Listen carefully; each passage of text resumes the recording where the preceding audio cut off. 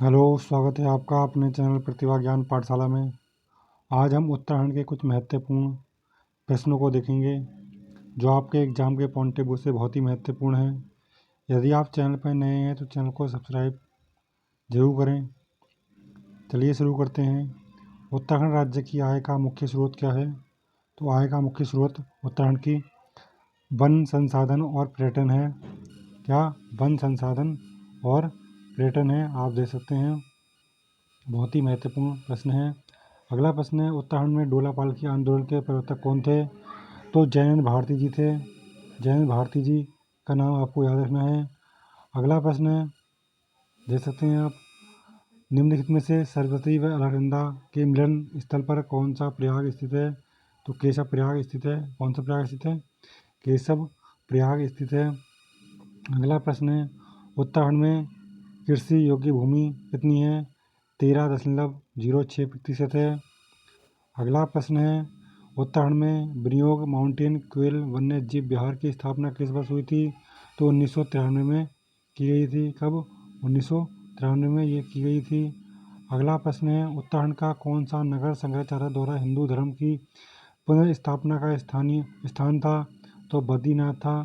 बद्रीनाथ में ही सबसे पहले नारद मूर्ति को निकालकर उनकी स्थापना की थी। बद्रीनाथ की मूर्ति को निकाला था नारद कुंड से बद्रीनाथ की मूर्ति को निकालकर वहाँ बद्रीनाथ की स्थापना की थी शंकराचार्य द्वारा। और इन्होंने अपने शरीर को कहाँ त्यागा था? रुद्रप्रयाग में 820 में त्याग दिया था, रुद्रप्रयाग। अगला प्रश्न है, इचारी बांध परियोजना किस नदी पर स्थित है? तो टॉन्स नदी पर स्थित है। कौन सी नदी पर? टॉन्स नदी पर स्थित है। बहुत ही महत्वपूर्ण प्रश्न है। अगला प्रश्न है, उत्तराखंड किस स्थान से तिब्बत नेपाल के साथ व्यापार किया जाता है? पिथौरागढ़ के साथ किया जाता है। इसके साथ पिथौरागढ़ के साथ किया जाता है। अगला प्रश्न है, भारत के स्वतंत्र होते समय टिहरी का राजा कौन था? तो राजा कौन था? मानवेंद्र शाह थे। कौन? मानवेंद्र शाह थे। अगला प्रश्न है, गढ़वाल मंडल में कितने जनपद हैं? तो गढ़वाल मंडल में कुल 7 जनपद हैं और कुमाऊं मंडल में 6 जनपद हैं। टोटल 13 जिले हैं। उत्तराखंड राज्य का स्तरीय ऊर्जा पार्क कहाँ स्थित है? तो देहरादून में स्थित है। कहाँ? देहरादून में स्थित है। आपको याद रखना है। अगला प्रश्न है, राज्य में सिनेमा घरों की संख्या कितनी है? तो ये इतना महत्वपूर्ण प्रश्न नहीं है। आगे चलते हैं। चंपावत स्थित राजबुंगा किला बनाया था, तो किसने बनाया था? सोमचंद्र ने बनाया था। राजबुंगा किला सोमचंद्र ने बनाया था और चंद्रवंश की स्थापना भी सोमचंद्र ने की थी। आपको ये भी याद रखना है। अगला प्रश्न है, उत्तराखंड में डोला पालकी आंदोलन के प्रवर्तक कौन है? तो ये उत्तराखंड में जयनंद भारती जी हैं। बहुत ही महत्वपूर्ण प्रश्न है ये। अगला प्रश्न है हमारा, राज्य में कितने वन्य जीव विहार हैं? तो 6 वन्य जीव विहार हैं। राष्ट्रीय उद्यान जिसे बोलते हैं। वैसे वन्य जीव विहार कितने हैं? 7 हैं। राष्ट्रीय उद्यान 6 हैं। ठीक है, आपको यही रहना है। वन्य जीव विहार 7 हैं और राष्ट्रीय उद्यान 6 हैं। अगला प्रश्न है, उत्तराखंड में कौन सा नगर सबसे ऊंचाई पर स्थित है? तो ये मसूरी सबसे ऊंचाई पर स्थित है। कौन सा नगर? मसूरी सबसे ऊंचाई पर स्थित है। अगला प्रश्न है, उत्तराखंड के किस शहर को पहाड़ों की रानी कहा जाता है? तो उत्तराखंड के मसूरी को पहाड़ों की रानी कहा जाता है। मसूरी शहर को पहाड़ों का राजा कैसे कहा जाता है? पहाड़ों का राजा चक्राता को कहा जाता है। अगला प्रश्न है, उत्तराखंड राज्य के पूर्व में कौन से देश राज्य की सीमा लगती है? तो पूर्व से नेपाल देश की सीमा लगती है। किसकी? नेपाल देश की सीमा लगती है। अगला प्रश्न है, विशेष श्रेणी का दर्जा प्राप्त करने वाले राज्यों में उत्तराखंड का भारत में कौन सा स्थान है? तो ये 11वां स्थान है। कौन सा स्थान है? 11वां स्थान है। बहुत ही महत्वपूर्ण प्रश्न है। अगला प्रश्न है, पृथक उत्तराखंड राज्य अस्तित्व में आया था? तो ये 9 नवंबर 2000 को आया था। देखिए यहाँ पर थोड़ी सी डेट चेंज गलत हो गई है। 9 नवंबर, नवंबर महीना होता है, 11 महीना होता है नवंबर, तो 9 नवंबर 2000 को आया था। आपको याद रखना है। अगला प्रश्न है, उत्तराखंड के किस शहर में राष्ट्रीय इंडियन मिलिट्री कॉलेज स्थित है? तो ये कहाँ पर स्थित है? ये हमारा देहरादून में स्थित है। देहरादून आपको याद रखना है। बहुत ही महत्वपूर्ण प्रश्न है सारे के सारे। अगला प्रश्न है, उत्तराखंड राज्य में पहली बार जेल जाने वाले स्वतंत्रता सेनानी कौन थे? तो ये मोहन सिंह मेहता जी थे। बहुत ही इम्पोर्टेंट प्रश्न है, आप देख सकते हैं, मोहन सिंह मेहता जी थे। अगला प्रश्न है, कागज बनाने वाला का उद्योग उत्तराखंड में कहाँ स्थित है? तो कागज़ कहाँ बनाया जाता है? लाल कुआं नैनीताल में बनाया जाता है। आपको याद रखना है, लाल कुआं नैनीताल में ये बनाया जाता है। अगला प्रश्न है, औषधीय एवं सुगंधित पौधे संस्थान उत्तराखंड के किस शहर में स्थित है? तो ये पंतनगर में स्थित है। कहाँ? पंतनगर में स्थित है। अगला प्रश्न, उत्तराखंड में टॉन्स किस नदी की सहायक नदी है? तो टॉन्स यमुना की सहायक नदी है। किसकी सहायक नदी है?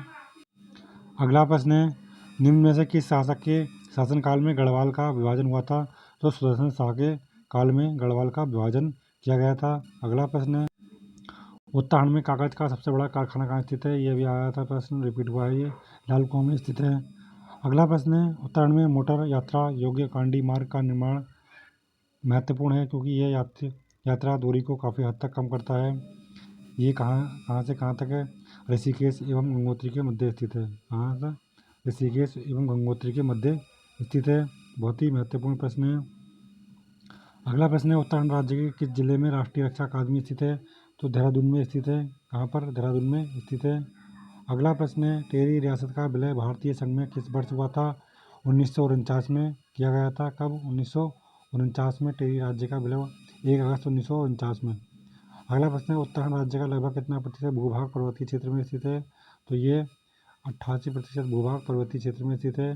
अगला प्रश्न है, वर्ष 2011 के अनुसार सबसे कम महिला साक्षरता वाला जिला कौन सा है? उत्तरकाशी जिला स्थित है। कहाँ? उत्तरकाशी है ऐसा जिला जिसमें सबसे कम महिला साक्षरता है।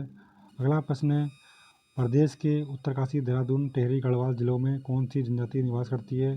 तो यहाँ पर मुख्य रूप से जौनसारी जनजाति निवास करती है। बुग्याल किसे कहते हैं? पहाड़ों के बीच हरे चारागाह को बुग्याल कहते हैं या घास के मैदानों को बुग्याल कहा जाता है। अगला प्रश्न है, राज्य की विभूति डॉक्टर इस्लाम अहमद सिद्दीकी ने अमेरिका में एक इतिहास रचा, वह क्षेत्र से थे कौन से? तो ये राजनीति क्षेत्र से थे। कौन क्षेत्र से थे? राजनीति क्षेत्र से थे। बहुत ही महत्वपूर्ण प्रश्न है ये। उत्तराखंड उच्च न्यायालय के प्रथम मुख्य न्यायाधीश कौन थे? तो अशोक अवेंद्र देसाई जी थे। कौन? न्यायमूर्ति ए देसाई या अशोक अवेंद्र देसाई जी थे। आपको इनका नाम, पूरा नाम याद रखना है। ये देखिए, बहुत ही महत्वपूर्ण प्रश्न है। अगला प्रश्न है, आप देख सकते हैं, टेरी विलय भारत में कब हुआ? तो 1 अगस्त 1949 में किया गया था। अगला प्रश्न देख लेते हैं, राज्य के प्रख्यात व्यक्तित्व डॉक्टर देवीचंद पंत कौन थे? ये एक वैज्ञानिक थे। कौन? ये एक वैज्ञानिक थे। बहुत ही महत्वपूर्ण प्रश्न है, आपको उनका नाम याद रखना है, देवीचंद पंत का। अगला प्रश्न है, भारत में हैवी इलेक्ट्रॉनिक्स लिमिटेड भेल उत्तराखंड के किस शहर में स्थित है? तो रानीपुर में स्थित है। रानीपुर हरिद्वार में पड़ता है। आपको यह पता होना चाहिए, कहाँ पड़ता है? रानीपुर हरिद्वार में पड़ता है। उत्तराखंड राज्य के पूर्व में कौन सा देश है? तो पूर्व में नेपाल देश स्थित है। सुरना नदी वाइल्ड लाइफ सेंचुरी कहाँ स्थित है? पौड़ी में स्थित है। उत्तराखंड का बारडोली के स्थान को कहा जाता है? सल्ट कहाँ पड़ता है? अल्मोड़ा में पड़ता है। अगला प्रश्न है, चंद्रवंश का अंतिम शासक कौन था? तो बहनचंद था, जिसे गोरखाओं ने 1790 में हवालबाग के युद्ध में हरा दिया था, बहनचंद को। अगला प्रश्न है, उत्तराखंड में लीची नगर के नाम से विख्यात देहरादून है। अगला प्रश्न है, उत्तराखंड के प्रथम रेमन मैग्सेसे पुरस्कार से सम्मानित व्यक्ति कौन है? चंडी प्रसाद भट्ट जी हैं। अगला प्रश्न है, स्कंद पुराण में गढ़वाल को किस नाम से जाना जाता है? तो स्कंद पुराण में गढ़वाल को केदारनाथ या केदारखंड नाम से जाना जाता है। गंगा नदी का उद्गम कहाँ होता है? तो गौमुख से होता है। गौमुख उत्तरकाशी में पड़ता है। उत्तराखंड से प्रथम साहित्य अकादमी पुरस्कार प्राप्तकर्ता कौन है? रस्किन बॉन्ड है। 1992 में यह पुरस्कार दिया गया था। उत्तरकाशी शहर का प्राचीन नाम क्या है? तो उत्तरकाशी का प्राचीन नाम बाड़ाहाट है। आज का आपका होमवर्क का प्रश्न है, गढ़वाल पेंटिंग पुस्तक की किसने लिखी है? रचना किसने की है? लेखक कौन है? आप बता सकते हैं। ये आपके महत्वपूर्ण प्रश्न थे। यदि आपको ये प्रश्न अच्छे लगे होंगे तो वीडियो को लाइक करें, शेयर करें और चैनल को सब्सक्राइब जरूर करें। और इससे पहले कि यदि आपने ये वीडियो नहीं देखी हो तो आप प्ले लिस्ट में जाकर वीडियो देख सकते हैं। बहुत ही महत्वपूर्ण प्ले लिस्ट बनी हुई है सारी की सारी। चलिए, आज की यहीं समाप्त करते हैं। जय हिंद।